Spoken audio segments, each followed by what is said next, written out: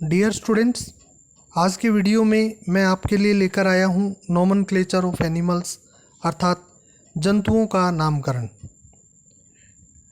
आप भली प्रकार जानते हैं पृथ्वी पर लगभग 10 लाख से अधिक जंतु जातियाँ विद्यमान हैं और इतनी बड़ी संख्या में जो जंतु जातियाँ हैं उनके अध्ययन के लिए इनका वर्गीकरण आवश्यक होता है और वर्गीकरण के लिए इनकी पहचान आवश्यक है। For classification identification is necessary. यदि हमें जंतुओं की पहचान ही नहीं होगी तो हम उनका वर्गीकरण भी नहीं कर पाएंगे। विश्व के अलग अलग भागों में एक जंतुओं को भी अलग अलग नामों से जाना जाता है। फॉर एग्जाम्पल, जो घरेलू चिड़िया है जिसे भारत में गोरैया के नाम से जाना जाता है, इंग्लैंड में इसे हाउस स्पैरो, स्पेन में सुजुनी के नाम से, हॉलैंड में इसे मुस्ट कहा जाता है और पुर्तगाल में इसे पार्डल कहा जाता है।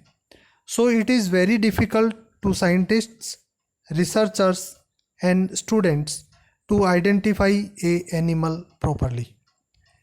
इसलिए वैज्ञानिकों, अनुसंधानकर्ताओं और विद्यार्थियों के लिए किसी एक एनिमल की पहचान करना बड़ा मुश्किल हो जाता है। इसी पहचान को सुगम बनाने के लिए जंतु को कोई एक निश्चित नाम दिया जाता है और इसे ही नामकरण कहा जाता है। नामकरण की द्विनाम पद्धति जो है वो कैरोलस लिनियस के द्वारा प्रस्तावित की गई और वर्तमान में भी द्विनाम पद्धति के आधार पर ही जंतुओं का नामकरण किया जाता है। अब प्रश्न उठता है, ये द्विनाम पद्धति क्या है? द्विनाम पद्धति जो कैरोलस लिनियस के द्वारा प्रस्तावित की गई, इसके अनुसार जब भी किसी जंतु को वैज्ञानिक नाम दिया जाता है, जिसे प्राणी वैज्ञानिक नाम भी कह सकते हैं या प्राणी शास्त्रीय नाम भी कह सकते हैं, तो उसके नाम के दो भाग होते हैं। प्रथम भाग जीनस अर्थात वंश को निरूपित करता है तथा द्वितीय भाग स्पीसीज या जाति को निरूपित करता है। इसे हम एक उदाहरण द्वारा अच्छी तरह से समझ सकते हैं। ये 3 जंतु हैं अलग अलग, जिन्हें लॉयन, टाइगर और लेपर्ड के नाम से जाना जाता है। शेर, बाघ या चीता तथा तेंदुआ। इनके जूलॉजिकल नेम इस तरह से हैं। लॉयन का पैंथेरा लियो, टाइगर का पैंथेरा टाइग्रिस और लेपर्ड का पैंथेरा पार्डस। आप देखते हैं तीनों ही नामों में जो प्रथम नाम है वो इनका जीनस है, तो तीनों में जीनस समान है पैंथेरा, लेकिन जाति अलग अलग है। तो ये तीनों अलग अलग जंतु हैं, लेकिन इनका वंश का नाम एक है, लेकिन जाति इनकी अलग अलग है। इनका प्रथम भाग जो है जीनस या वंश को निरूपित करता है और द्वितीय भाग जो है वो इनकी जाति को निरूपित करता है। तो तीनों का वंश समान व जाति अलग अलग है। साथ ही यदि किसी जंतु में उपजाति भी विद्यमान हो तो उसका जब नामकरण करते हैं तो उसके नाम के 3 भाग हो जाते हैं, जिसे त्रिनाम पद्धति या ट्राइनोमियल नोमेनक्लेचर के नाम से जाना जाता है और इसे सर्वप्रथम जॉन रे के द्वारा प्रस्तावित किया गया। इसे एक उदाहरण से हम समझ सकते हैं। 2 क्रो हैं, कौवे, एक इंडियन क्रो और दूसरा बर्मीज क्रो। इनकी जीनस और स्पीसीज अर्थात वंश और जाति तो सेम है, लेकिन उपजाति जो है वो अलग अलग है। इंडियन क्रो का जूलॉजिकल नेम कार्वस स्प्लेंडेंस और बर्मीज क्रो का जूलॉजिकल नेम कार्वस स्प्लेंडेंस प्रोटिगेटस होता है। आप देख ही रहे हैं इनमें उपजाति जो है उसमें भिन्नता है। रूल्स ऑफ नोमेनक्लेचर अर्थात जब जंतु को कोई नाम दिया जाता है या उसका नामकरण किया जाता है तो उनमें किन रूल्स को फॉलो किया जाता है। जब एक जंतु को विश्व के अलग अलग भागों में अलग अलग नामों से जाना जाता है, तो उससे जो कन्फ्यूज़न क्रिएट होता है उसको दूर करने के लिए विश्व के वैज्ञानिकों द्वारा एक नामकरण नियमावली तैयार की गई, जिसे ICZN कहा जाता है, called as ICZN, international code of zoological nomenclature.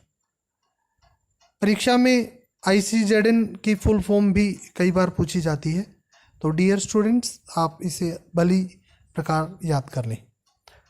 Adopted in 5th international zoological Congress held at Berlin. इस नामकरण नियमावली को अंतर्राष्ट्रीय प्राणीशास्त्रीय कांग्रेस जो कि बर्लिन में हुई उसके द्वारा सबसे पहले स्वीकार किया गया, और इसकी निर्मात्री जो संस्था है उसका नाम था international commission on zoological nomenclature. Short form इसकी भी ICZN होती है, लेकिन निर्मात्री संस्था जो है वो इंटरनेशनल कमीशन है ऑन जूलॉजिकल नोमेनक्लेचर, और जो नामकरण नियमावली है उसका नाम है international code of zoological nomenclature. और इसकी जो निर्मात्री संस्था है इसका कार्यालय नेचुरल हिस्ट्री म्यूजियम लंदन में है।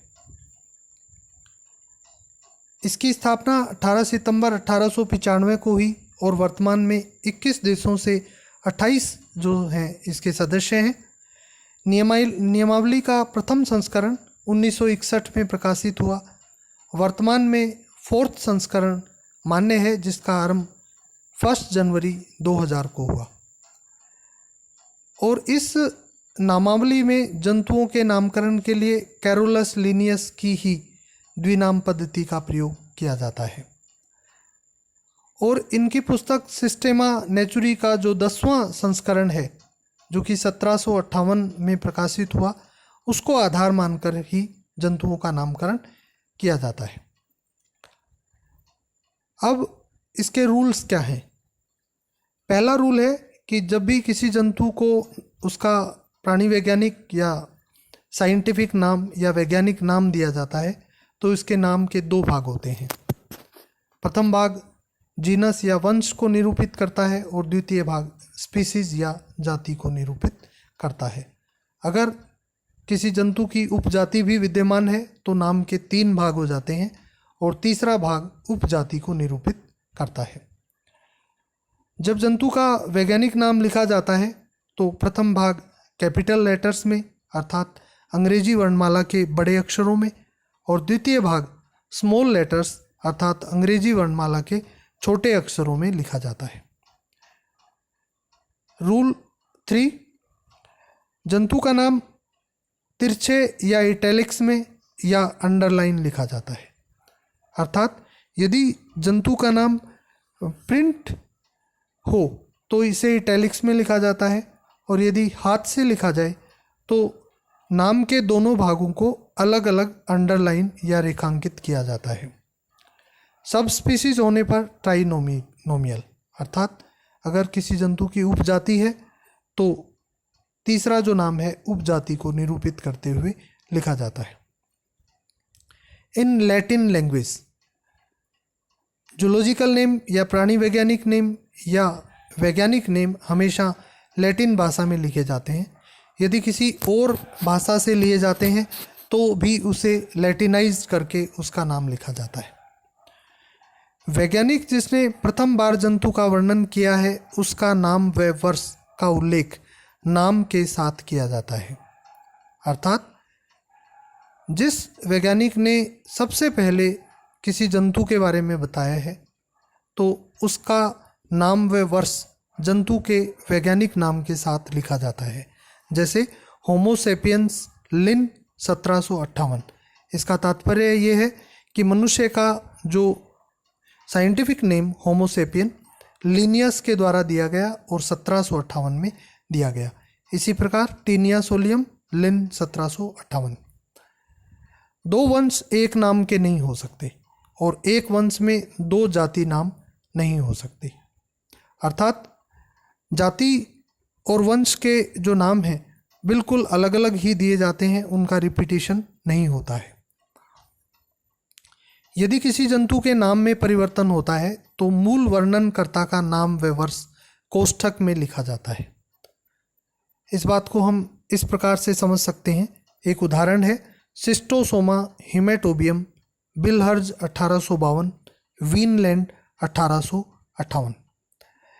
इसका अर्थ है कि जो शिस्टोसोमा जंतु वर्तमान में विद्यमान है, इसको 1852 में बिलहर्ज ने खोज लिया था और इसका नाम रखा बिलहर्जिया। लेकिन बाद में वीनलैंड ने 1858 में इसका जो नाम है वो शिस्टोसोमा हिमेटोबियम रखा। तो क्योंकि इसके नाम में परिवर्तन हो गया है तो मूल वर्णनकर्ता का नाम व वर्ष कोष्ठक में लिखा जाता है।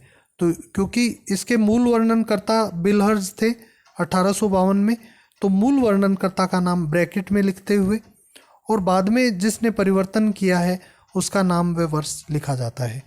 तो जंतु का नाम हो जाता है शिस्टोसोमा हिमेटोबियम, बिलहर्ज 1852 इन ब्रैकेट वीनलैंड 1858, वीनलैंड 1858। इसके साथ ही जंतु का सर्वप्रथम जो प्रकाशित नाम है वही मान्य होता है। अगर बाद में किसी जंतु का नाम कोई प्रकाशित करता है तो उसे नहीं माना जाएगा। पब्लिश्ड जो नेम है सबसे पहले उसको ही ऑथेंटिक माना जाता है। Thank you.